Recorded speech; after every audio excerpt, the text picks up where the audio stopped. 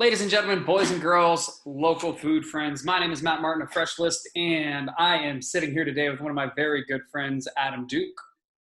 Hello. How's it going today, Adam? It's going pretty all right. For a Monday, it's pretty chill. Good, good. Adam is actually helping me today. He's my inaugural Zoom conference call video recording test pilot, so thank you for doing that for me. Yeah. So why don't for those people who are going to be watching this, first, thanks for watching, everybody. I hope you're doing okay today. But Adam, why don't you give us a little bit of an introduction to who you are and your company, Duke's Bread? Yeah, sure. So I'm Adam Duke. I have a company called Duke's Bread. We make bread. I'm not very creative with names. Um, It's a good name. yeah. It works. I'm originally from upstate New York and moved down here, and I figured like the Duke name was a good name down here. So I just kind of the mayonnaise and the universities and energy companies. So I decided to just kind of run with it.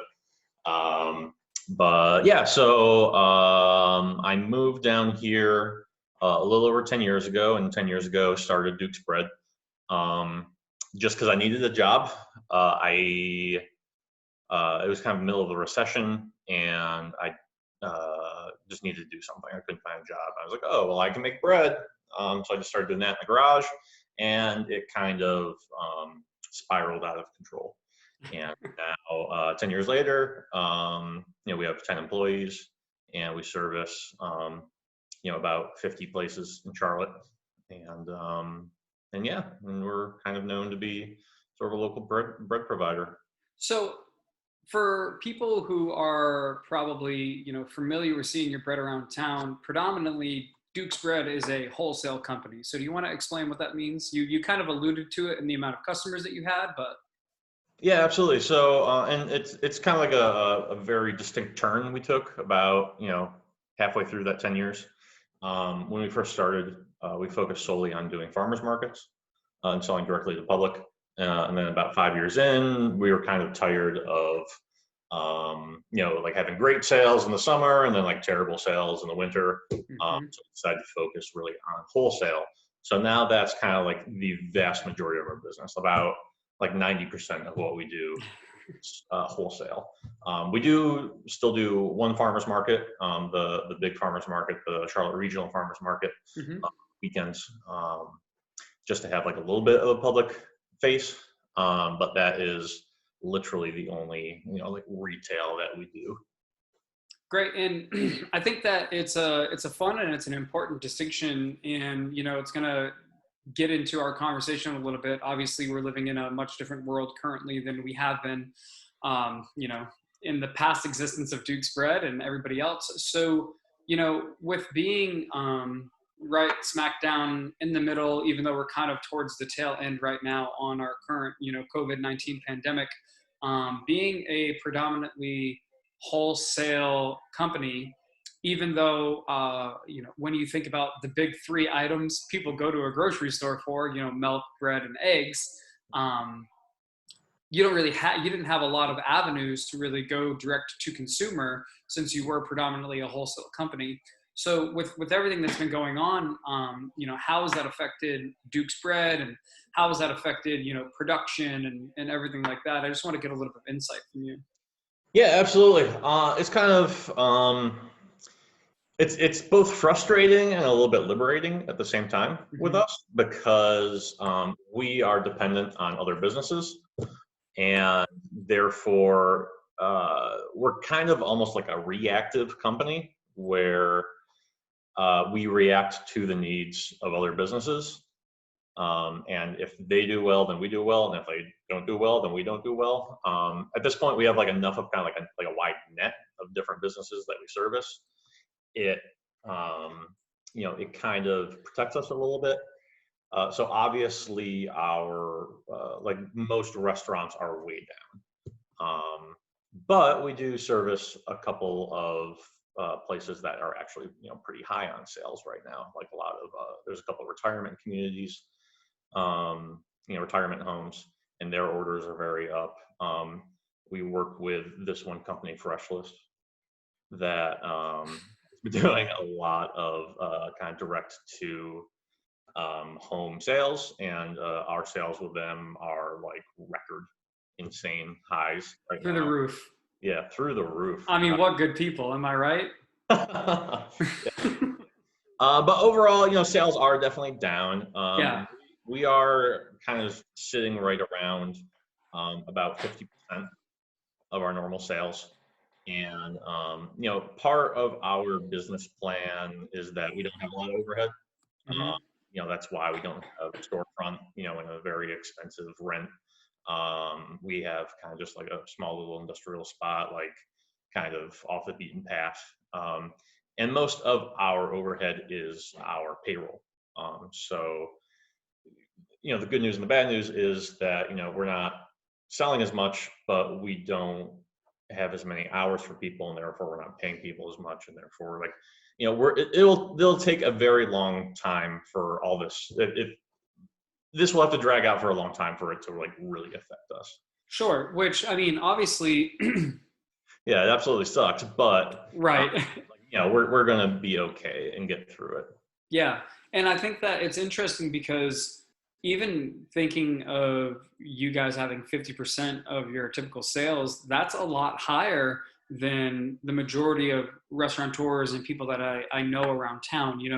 Most Yeah. people have been saying the same sentiment, but with a lot lower percentage. So from what I've been hearing from a lot of people around, Charlotte, is that, we're operating probably around 30% of what we typically have been operating at. And 30% is enough to keep some people on staff and make it so that they're continuing to pay rent. But when it comes to running a regular standalone restaurant, there are a lot of, other factors, obviously, that you don't have to handle and that you don't have to deal with.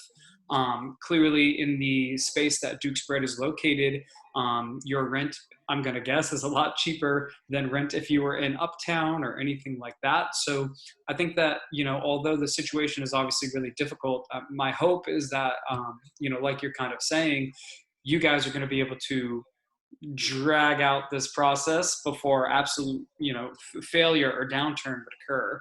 Yeah, absolutely. Yeah, but by no means whatsoever are we like making like boatloads of money or anything.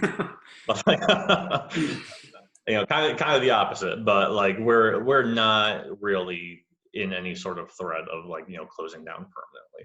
Yeah, and I think that that's really it speaks to how you've structured the business, and obviously you're in a unique position and you're a unique situation in comparison to everybody else. I want to be really clear about that.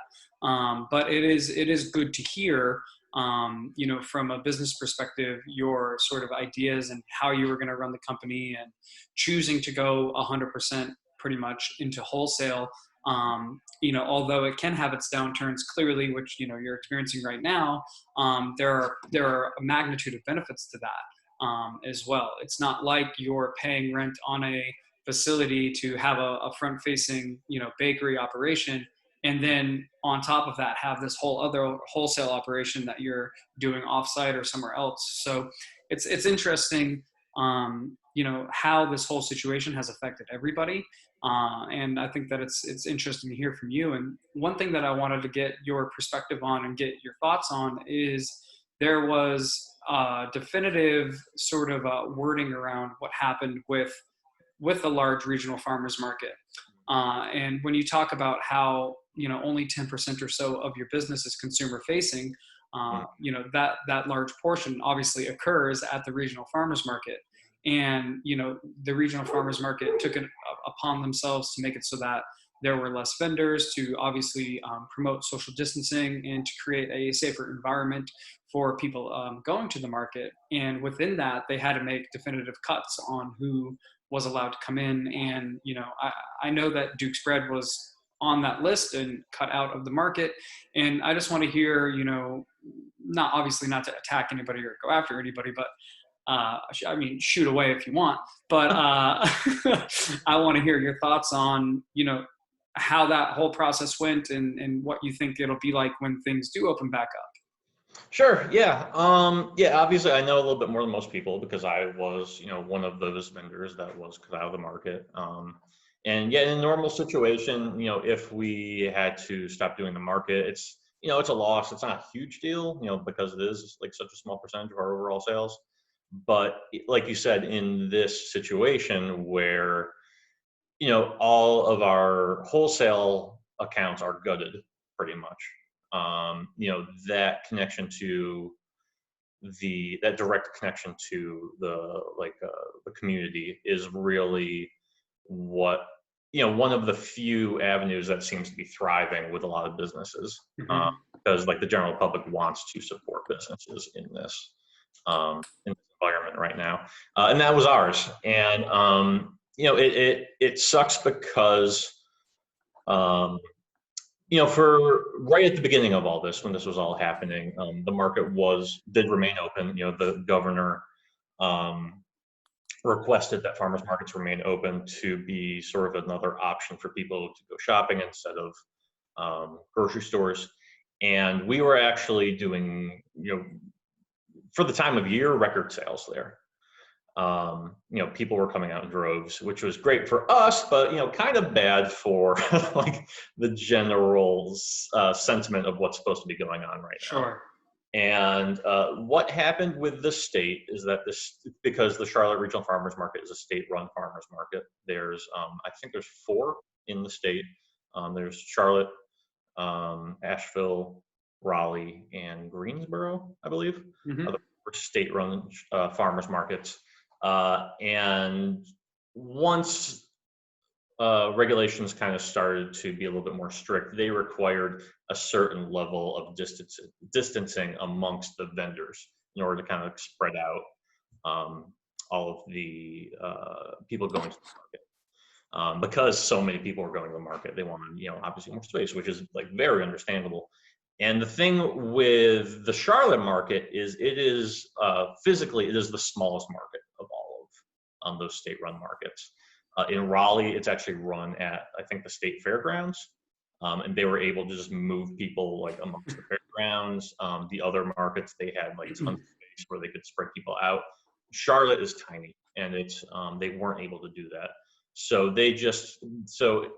it wasn't that like the state required them to stop us from going, but in order to go along with the state orders, they needed to get rid of some people temporarily. So they just made a blanket statement. Anyone that is in, these 4 or 5 categories of vendor, you're going to have to, like take a little bit of a break until everything kind of calms down. And that's like, it sucks. The business side of me is like, well, that sucks because we're gearing into our, busiest season right now, and sales are way up. But the kind of like, you know, uh, the normal human side of me is like, well, this all makes sense, and like everyone's has to play their part in this, and it's fine. Like, what are we going to like? Are we going to like make a fuss and try to get in there and then potentially get people sick? Like contribute to that. Everything that's going on right now. And it's just everyone has to kind of play their part right now. And ours, you know, I feel lucky that the only part we really have to play is kind of like sit back on the weekends for a couple of months, and that's that. Do you think, are your thoughts, I try to always think about the positives that will occur in these negative situations. And I would imagine that the first weekend that you are back at the market, it's going to be gangbusters. I mean, people are going to be, you're going to have gluten intolerant people fighting over sourdough. I mean, Yeah, we'll see. I don't know. Maybe they can get their monthly gluten fix in. I don't know. Yeah, we'll see. I'm not sure. I really don't know how that first month is going to be. I know that at that market, it's the customers tend to be pretty fickle. It's not, some of the smaller farmers markets in the area tend to be like very loyal customer bases that come out and like week after week. That one's a little bit more fickle. So one of my concerns is that people will be going to the markets these weeks right now, and they'll be seeing less vendors, and that's going to be in their head as like that's how the market is. There's not that many vendors, or like some people are like, oh, Duke's doesn't go to the market anymore, like Right. So, we're doing as much as we can, and I think the market is doing as much as they can too. They're trying to let people know that these people are temporarily gone. But like you said, I think when things do open back up, I think it's going to be almost like a sigh of relief for the community, like, oh, we're getting back to normal, and they're going to want to come out. So I think those two factors are going to kind of play into it, and we'll see when it happens. A big thing that I've been thinking about throughout this whole pandemic, and the thing that I want to bring up and see your thoughts on, is I feel like all of these new systems and all of these new things that people are implementing into their lives. So, if previously you were a person that went to the grocery store all the time, and then the grocery stores ended up being too busy and you weren't comfortable there, so you ended up going to the local farmers market, the regional market, and the market was easily accessible. It was easy to park. It was easy to go and get your groceries, get the things that you needed. We're about 8 weeks into this current pandemic and into this new way of living. So my hope is that all of these people who have implemented going to the market as a part of their weekend routine, as a part of their Saturday or their Sunday, are going to continue that when we come out of this. And with that continuation, just gives more customers to businesses like and all of our other friends, obviously, who are at the regional market once those markets reopen. And, what are your thoughts sort of on the new habits that people are going to be forming, and how you think Duke's Bread will reintegrate once, everything is back to normal? Yeah, I think our course of action is going to be a little bit, like I mentioned before, it's going to be a little bit reactive. We're going to see exactly what public sentiment is, and then we'll react to it. I think as far as the farmers market goes, we're going to keep doing that, and we might start sending new products there, or maybe sending more products. We're just going to see how things play out. I think the sense that I'm getting from people is that the cost of food is going to go up after this is all over. We live in a society which in a lot of ways is very fortunate in that we have such a large kind of like food production scale that things are available very cheap, and I think not all of that, but a portion of that is going to go away, and costs are going to start going up. I talked to one of our biggest customers the other day, and he said that his cost of beef has gone up 30%. Yeah. And I think for the general public, that's going to be a little bit scary. It's going to be like a new norm. There's a lot of people that are used to getting, very cheaply made, mass-produced products, and they're going to be in for, I don't think anything crazy drastic, but there's going to be a bump, and they're going to feel a little bit more uncomfortable. I think a thing for the local food community is that that's almost going to open a little bit of a door for them, and they're going to be able to compete a little bit in that market. Not one to one, but it's going to be a little bit more than in the past. So that's going to be kind of interesting. A thing that's been kind of very surprising to me is my job in the company right now is pretty much to like onboard new customers, like meet with new people, and like find new accounts. And I thought I was just going to be like sitting back and not doing anything for a couple months. And it's been very surprising because we've actually had like not an insane amount, but like a surprising amount of like new wholesale customers come out and start talking to us. And I did not expect that at all. I didn't think that was going to be a thing that people were going to be, exploring in this time. So was that was the causation of that because larger like bread companies were getting their supply lowered and these people were looking for a local alternative, or what do you think the process was to onboarding new wholesale customers during this time? I think it's a combination of that. I think it's also that this downtime has allowed a lot of places to kind of do some things that maybe they didn't have the time to do before.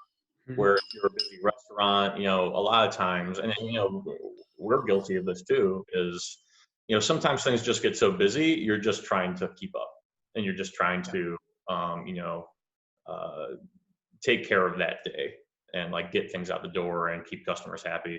You don't have time to really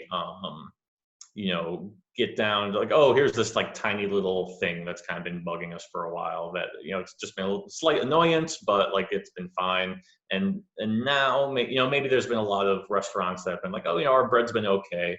It hasn't been a huge issue, but, now we have the time. Let's, try to look into something a little bit better. And I know, in the case of one place that we're working with right now, they've, it's a high volume restaurant and they want a very specific product. And, in the past, they've actually told us, and we've told them that we can't really help them just because we're so busy and we don't have the time to develop the product. But we've actually been, working with them in this downtime, and we've pretty much solidified like their product, and we're gonna have like a very sizable new account when this is all over. It's just kind of giving us the time to do that, and I think they're doing the same. That's good. I mean, that's really good to see. I mean, and you're definitely right when you talk about people just I got to get through today. I have to get through service. I have to get through this. They don't have the time to really be reflecting, moment to moment on the things that they could do better or the product that they could be bringing in that's better. And I think that hopefully the new people that you're onboarding, obviously during this period of time, become new long-term customers. And then, that amount of growth obviously just ties back into your business being able to do well as soon as, everything is back to normal, markets are open, all of your other restaurants are back into doing regular service and being, living the way that we were living, just a few months ago. Yeah. Yeah. One thing that I want to talk about and one thing that I'm curious on is I know that there were a lot of incentives and a lot of loan programs and things going around, for small businesses who were doing, not so great, obviously, during this downturn.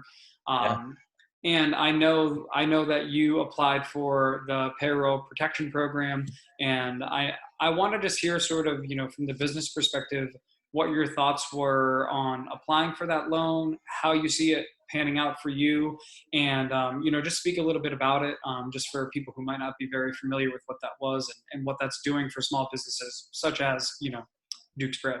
Yeah, absolutely. So I'll give like a quick overview, like a 2 cents overview of what the the PPP Paycheck Protection Program is, just for people who aren't 100% sure. Maybe they've heard of it.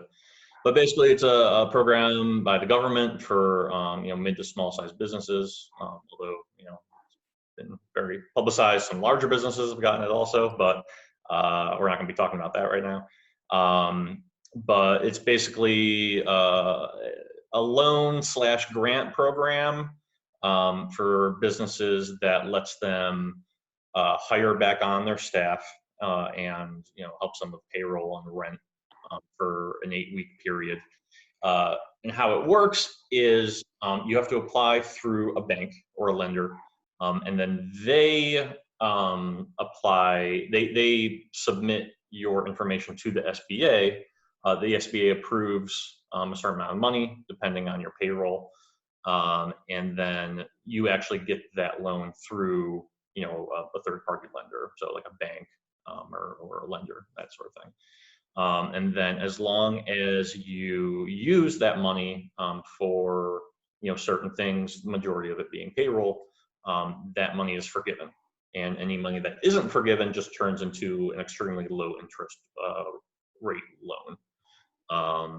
So yeah, famously, that got the first phase of that got used up very quickly, and then the government issued like a second round of that, and that seems to be going a little bit better than the first round. That's kind of general overview. As far as we are concerned,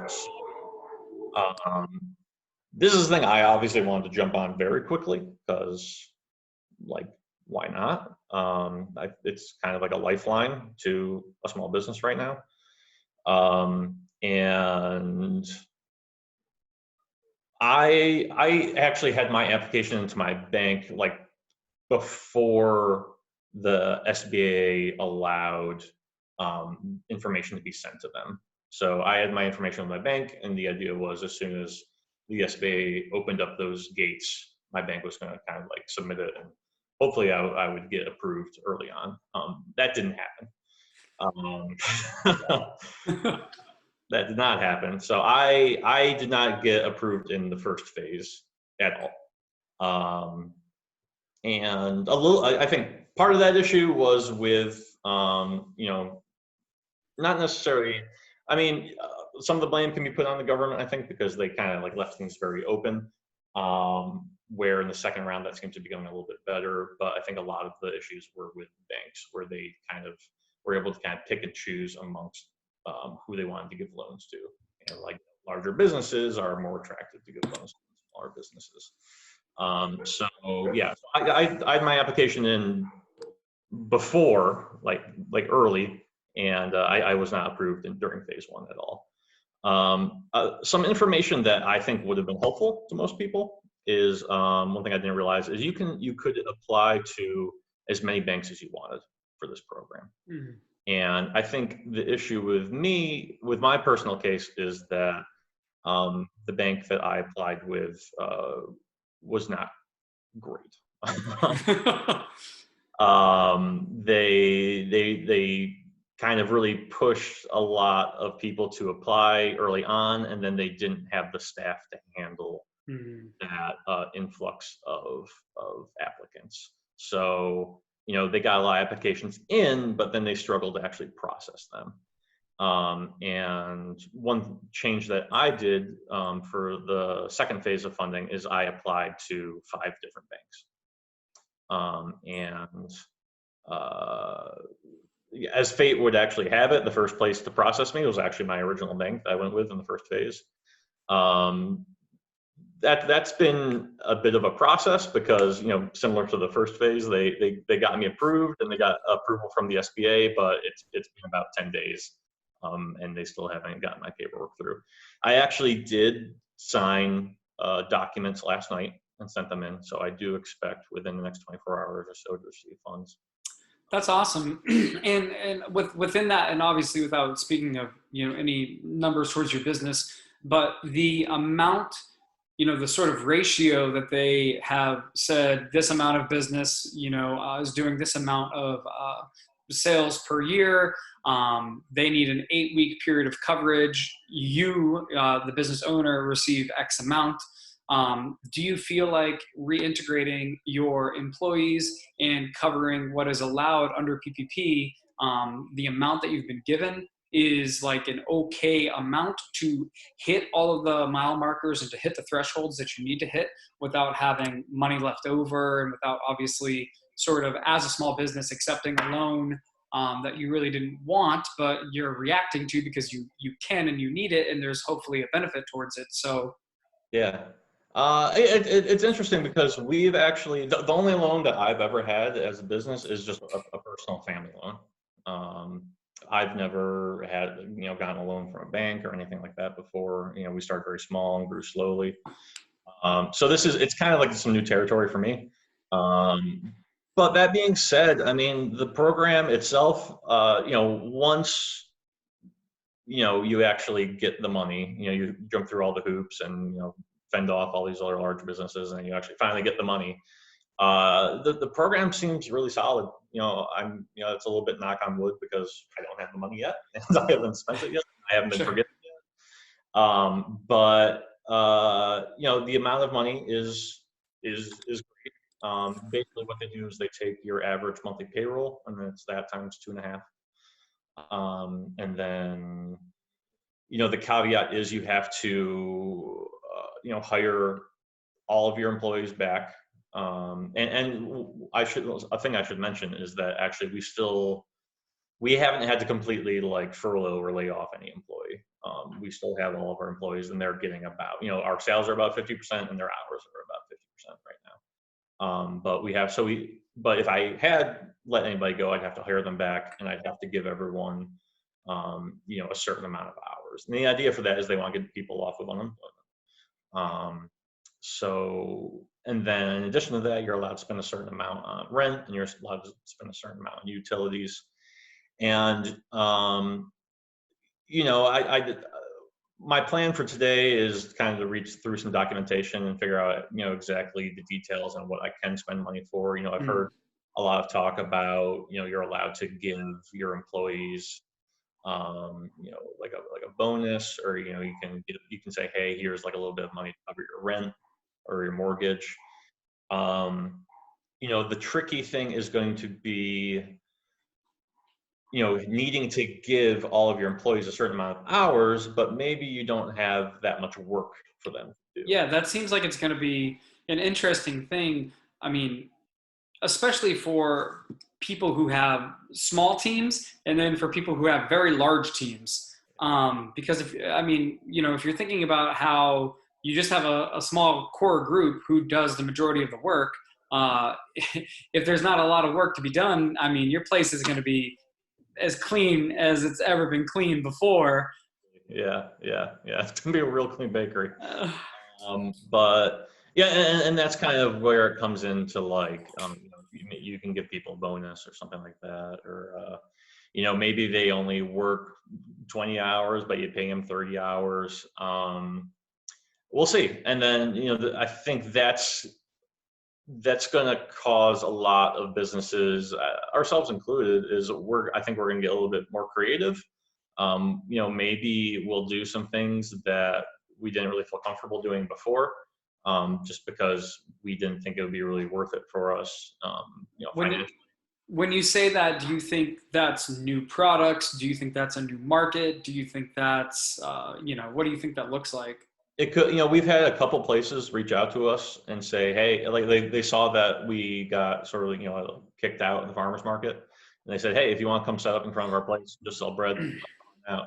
And, normally we'd be like, no, like that's not going to work out. Like, we know how Hmm. much it costs to like have someone go sit there for X amount of hours and like have, a certain amount of bread like not be sold, and this, and in the end, that's why we went to wholesale mainly, is it wasn't worth it for us. Right. It's more predictable. Right, exactly. But now, like, we're pretty much given the money to pay people, and like they're going to get paid for these hours. Right. So maybe we'll do some things with those hours that we wouldn't normally do before. But all that being said, I mean, the worst case scenario, we don't like use all the money that we're given. Um, that money that isn't forgiven is turned into, a very low interest rate loan, like extremely low, for business standards. And worst case scenario, if we aren't forgiven on a portion of that, and then we don't want to use that for anything, we just pay it back. Once the 8 weeks are up. So Well, I think that, that's going to lead me into kind of my last couple of questions and we'll wrap up here. What are your personal big hopes for when everything is back to normal? I mean, do you envision trying one of these new pop-up markets and maybe that goes crazy and that's new for you and now you have these new wholesale accounts and now you're working with other local food providers such as ourselves, obviously over at Fresh List. Do you envision that when life, whatever it might be, 3, 4 months down the road, September, October, whatever it is, when we're back to swinging at 100%, what are your hopes for Duke's Bread and where do you see the company being when it comes to that point in time? yeah, I mean, I don't really see us being outrageously different. Um, I think, like I said, we are, we're working with a couple larger accounts right now that I think, before wouldn't, have had the time to really onboard us into their size of an operation. So we're trying to take advantage of that right now, both their time and our time that we have. We're creating some new products that, we're heading into our busiest season right now, and that would have been a really difficult thing to do. With us baking, 16 hours, 6 days a week. And uh, I see us setting ourselves up with a couple of large, solid accounts, trying to establish really solid, foundations with them, so it can be long-term businesses, long-term, partnerships. I mean, um, and having new products to offer to our existing places, maybe that they can switch over to. So I mean, give the people what they want. Give them some details. Give me an idea of because I personally think I know what one of the products might be, but what's something that you feel has, obviously you're a person who's been productive during your downtime. You could have been somber and you could have been upset about all these situations, but you were trying to utilize your time in a productive manner. And now something might be hitting market that's going to be, a potential bestseller or something great, or, fill a need that people didn't know that they wanted. So, Sure. what's one of these items? Let's get some facts here. Uh, I mean, there's two things. There's one thing that's probably going to happen, and there's one thing that I just really like. So, I mean, for people who don't really, know me or think I'm the face of the business now, my role in the business is pretty much sales right now. Like, I don't bake. I don't really see myself as a business person. Like, like that was never like a thing I ever wanted to do. I just kind of fell into it. But and I hate using this phrase, but I work more on the business than in the business Hmm. now. But I personally have been going in about once a week and doing some baking on my own. And there's a product that I used to make when I first learned to make bread up in upstate New York, a product that we used to make up there. And I've been kind of testing that out. And it's sort of like almost like a mix between like a baguette and a ciabatta type thing. Um, A and chaget. yeah, or, bava. Bagata. Yeah, nice. Um, So that's the thing that it just has like a special place in my heart, that I've been kind of testing out. The thing that's almost definitely like 100% going to happen is a sort of imagine like a flatbread pita type thing, but it's a little bit more like ciabatta, like a little thicker and airier and softer. Mm. Um, Something like that. That we're making special for a new client, and that's going to be something. And it's like it would make an amazing torta. It would make an amazing like wrap. It would make an amazing like pita. Mm. Uh, it's just not a thing that we've really done before, Nice. and it's like killer. It's real killer. I plan on once we finalize that with our customer, like sending some samples out to some of the rest of our customers and getting it in their hands so they can see it and play with it and try things out. So. That sounds great. That's awesome. Well, the last question that I want to end on here, at the beginning of the pandemic, things were definitely a little bit different. Grocery stores were getting demolished. Food supply channels were, difficult and getting overwhelmed. And that probably created some pretty weird dinners. So, what's one of the crazier things that, you look into the pantry and you're like, I don't need to go anywhere. I have enough stuff to make something. I have enough stuff to make dinner. What's one of the crazier sort of meals you threw together during the past couple of weeks here? I've been eating a lot of bread. This might surprise most people, but I don't usually eat a lot of bread. Okay. Yeah, it's like if a cake maker doesn't eat birthday cake every day of the week. I mean, you get looking at it all. I don't want it. I'm sick of it. Get it out of here. Yeah, absolutely. No, but I've been all the testing I've been doing, I've been having like a lot of bread in the freezer. Uh, I've been I've been eating a lot of bagels. Excellent. One of my friends and business partners and a place that has been getting bread from us for a long time is Jeff over at he was food at Salute, and then he was food at Queen City Grounds, and now he's at Mm. brewing company. He's been doing a lot of baking. He's been baking for people in exchange for donations to charity. So I bought a dozen bagels from him. I've been eating like a bagel every night, like when I'm lazy and I want to make dinner. Um, I've actually probably it's been a little bit I think the opposite for me because I'm a food person. But since I've had time and I've been here and I've been actually making like a lot better meals than Good. normal. Good. First, pre-pandemic. Sure. Um, but Well, then what's the nicest meal you've made during our current situation? Oh man, so I know that you've partaken in before. But I made like usually I just age the dough for like 2 or 3 days. I aged this dough for like 6.5 days, and good lord, that was so great. What That were the was. toppings? I think I did. So this is my mother's favorite. She loves it whenever anyone puts an egg on pizza. Uh, so